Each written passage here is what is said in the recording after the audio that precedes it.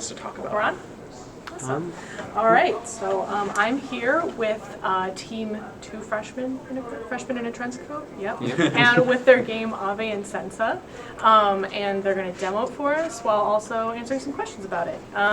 So first off, if you just want to intro your project, maybe your team a little bit, and show us what's it all about. So we started, this was a 24-hour game jam for Wolfjaw Studios. Yep. They hosted it. It was kind of a whim.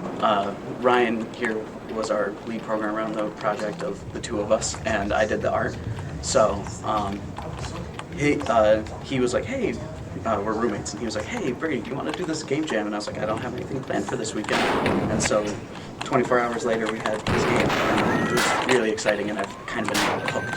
We got the game jam bug after that. We had to keep doing it. So this was a blast. It was really fun to make. How long was the game jam? Like, what was the period of time? It was 24 hours, I'm pretty sure. Awesome. It's pretty short, yeah. So have you been building upon it since then? A little bit, but not nearly as much as some of our other game jam projects. Mostly just bug fixes. Bug fixes. We had a couple interesting bugs where we would spawn the boss enemy every frame after a certain point, and some instability issues that we polished up a little bit. But sure.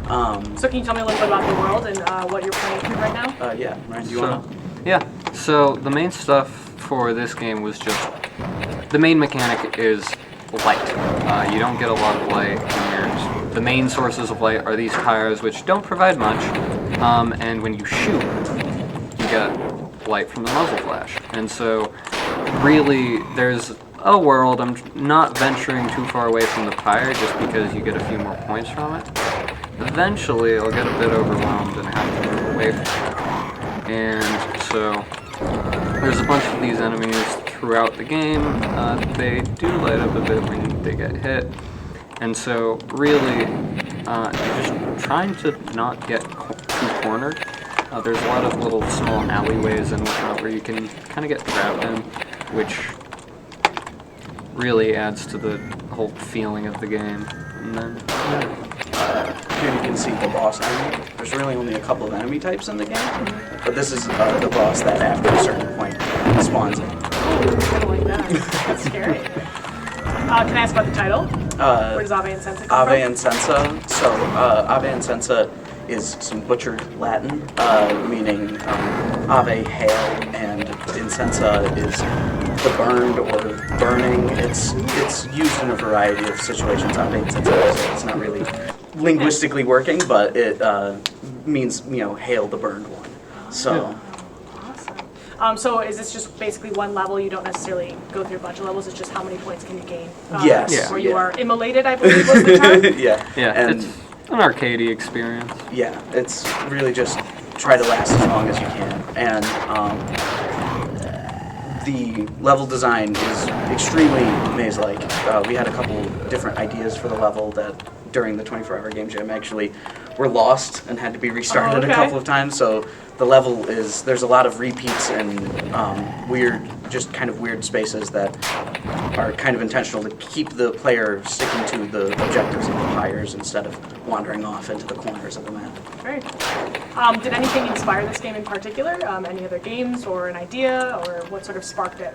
A couple of different things. Most of it was just because it was both of our first full game jams. I'd worked on one before, but we never actually finished the game for it. And then he had just never done a game jam before, or really worked on any games. So we wanted to do something simple. So we were thinking, what's maybe some top-down shooters, maybe some other stuff. Some of the visuals were slightly inspired when I got thinking about other top-down games. And there's one called Ape Out, which has a similar lighting style, and I was like, oh, maybe it'd be fun to mess around with lights in the game. And we weren't too sure how well we could get it implemented, because I haven't messed with that in the game engine yet, but it ended up working out pretty well, and that kind of ties together the whole aesthetic as well, which is pretty hard. The main enemy variety and the style of the enemies is it was pretty much only based on my disdain for elk. Okay. They're very weird. You can't really hear it right now, but a lot of the enemies make elk sounds as well as like the animal. Yes, like the Oh, animal. okay. I was like, do I know some of those? Okay, interesting. Yeah, You so just hate them? They make they weird make sounds. creepy I'm sounds. obsessed with this. I've never heard of someone disliking elk. Okay. They just creep me out in a really weird way, and so the deer and elk kind of motif is kind of taken from my general discomfort with the sounds they make. We borrowed audio from the National Park Service. Oh, Yes, that's really yeah. thoughtful. I love that. Okay. If you look at the credits, either on the itch or in the game, I'm not sure which one, they have those sounds are credited to the National Park Service, as well as some of the other sounds that I used. There's some wind and some other sounds, I think, from bison that are used as death sounds, or I think for the boss spawning, there's a lot of... You should not go to Yellowstone. It's spicing it elk, I'm sorry to say. Yeah. You picked a good path, video game, stay inside now. That's awesome. That's really cool. So what's next to this project? Are you going to do anything with it? Is it just, it's okay if the answer is just no, it's self-contained? Right now, I would say it's self-contained. Sure. We have some other bigger projects. One of them that we're working on we're really excited for, that's based off of a card game that Ryan here made. Awesome. And we've got some other projects lined up after that one that we're a little more excited for. Sure. But with this one, at least, it's kind of on the back burner. But we have been thinking of ideas. We want to do the game justice, if that makes sense. We don't want to just keep adding stuff Just until for it the ends sake up. of it. Yeah, we want to do something that's more meaningful. Yeah. Sure. They're about to see how terrible I am. But What was one of the more challenging things that you had to overcome, or something that you're really proud of that you figured out that was a problem at first? So there were a couple of things. I think the biggest one was just getting the lights to work properly, because there was when there's a light source and we wanted the enemies to block the light, so it starts, when there's enemies around it, there's these big patches that just are blocked because there's a thing blocking the light. And that was a big goofy to get working properly, because I'm used to like all the shapes being closed and whatnot when you're making collision shapes. But apparently, light occluders are open shapes. They're not fully closed, so if you do it like that, then the object itself lights up red and then it's still Okay. the outside. But other than that, big other issue was just getting the AI to work properly Behave. spawning enemies. There's a couple of things. If you notice an enemy occasionally just like fly all the way up like that, I don't know why it does that. No, it's intentional, right? It's definitely It's a feature. It adds to it's a the feature. experience. Yeah, exactly. But I don't know why it does that. Yeah. So, there's a couple of other things. Like, I had to rewrite the AI a little bit just to make it not overwhelm the player in a couple of minutes. A big part of it was because since you get more points when you're near the fire, you can explain that too well in like the tutorials or anything. It's more so something you might kind of figure out naturally, but because of that, it ends up just being that we needed to make it not get too bad, so the player could run into all the sorts of things that we wanted to see later on in the game, because they're like the boss enemies. So we had to pull back a few things for the balancing of how much the enemies were spawning. We had a little bit of developer balancing at the start where it was a tad too difficult, to say the least. So as someone who's never done a game jam before, what's like the first step? Do you do story, environment, gameplay? So for game jams, story games can work well, but anything that requires a large amount of content to make work tends to be pretty iffy. So we've always kind of strayed away from all story elements and just thought, what is one gameplay mechanic that can work really well? And importantly, is simple enough that we can make it over the course of a game jam. And so I find the most important thing is to just make it be something simple that you can finish quickly. And because once you have the main gameplay mechanic down, the entire rest of it you can spend polishing things, adding new stuff you find missing, playing with some sort of visual thing if you want to make, like for this it was lights. We had a bunch of time at the end, so I spent it getting all the lights to be working properly.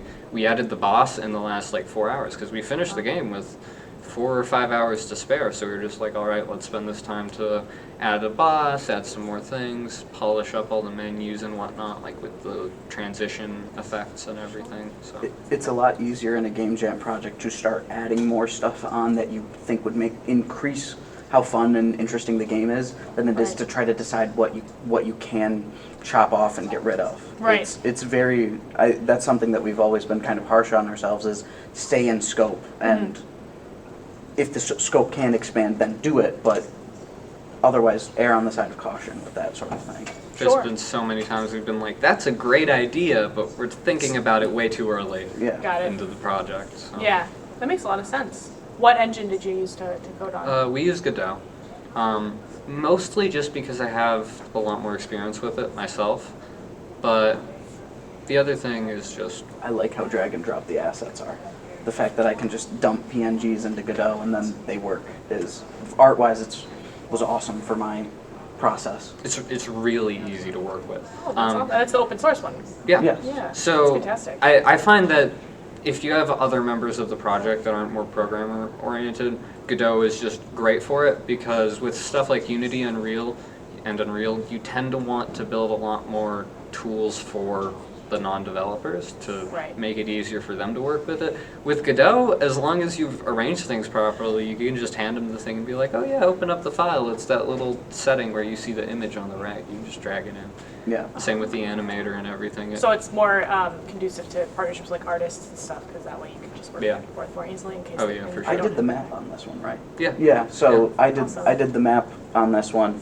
I made the tile set, handed it off to him. He made the tile editor, and I could build the whole map. Now, there was a couple of changes we had to make, but pretty much all in one go. Yeah. Oh, that's really cool. Awesome. What made you pick the color palette? Just looks cool. We were, there is a story. Okay. Yeah. We were scrolling on, what is it, Low Spec? Yeah. And there was a really awesome one that was called Midnight Ablaze, which kind of inspired the burning element very of it. cool. And that one, I just grabbed it and I started making, I think the first asset I made for this game was the enemies. I just started drawing enemies, Yeah. and Yeah. the color palette stuck. It was really fun to be stuck in this color palette. It's a very fun, because there's really dark colors that are kind of only slightly different from each other, and the light colors kind of blend into one, Yeah. which was really cool with the lighting effect, and to see it all moving together. Once the gray dev textures went away, it became very cool. Yeah. Yeah. I love that it's not just like red, because I feel like, that's easy. Like, the deepest circles of Howland is red and burning, but I like that it's a little bit more pink and It's different. That's cool. it's definitely one of those cases where it's a monochrome color palette, but it feels like you can use it in lots of ways where it feels like it's not. Yes. So Totally. it really adds to the experience, I think. Awesome. Is there anything you want to add before we wrap up the last few minutes? Or Oh, it won the game jam. it won the game jam. Yeah. Oh my gosh. Yeah, I forgot to mention that. Just in the mic beginning. drop that. Pretty That's big thing. fantastic. Yeah. So that was our first game jam, and it was with Wolf Jaw. Studios, So yeah. and they were awesome. That was a really fun experience with them. It was a hackathon, so there were non-game projects as well, but we were not expecting it to win, since it was the kind of just the first thing we had fully worked on. We were like, okay, yeah, we'll make it, we'll put it out. At the time, we're like, kind of curious to see what other people made. Top 10, but we'll it's be our super first, happy. so it's our first. So like, if we get into the top couple, that'd be great. Yeah. But we'll see how it goes. And You then ended up winning. Yeah, 'cause we were watching the announcements. the live stream, and they're and- like number 3, and then they listed off the game. We said number Number two. 2, they listed off the And I game. was like, okay, well, and now we're like, we're okay, out. well now we're out of it. We're I probably literally 4 or turned 5. and looked and at then- Brady, and I was because he was like, "Well, what about number 1?" I was like, "It's not gonna happen." And then we saw the name. What was even funnier was because it was slightly misspelled, so it took a moment for it We to were like, register. wait, in which our game brains is that? Oh yeah. my gosh. And then we were like, "Wait, no, that has No, to that's be our this game. one." That's our game. Well, congratulations, and thank you so much for taking the time to sit down with us. I think we're gonna talk to the other freshmen in the trench coat now. I think so. I think I gotta go bully Yeah. right now. I think we're good.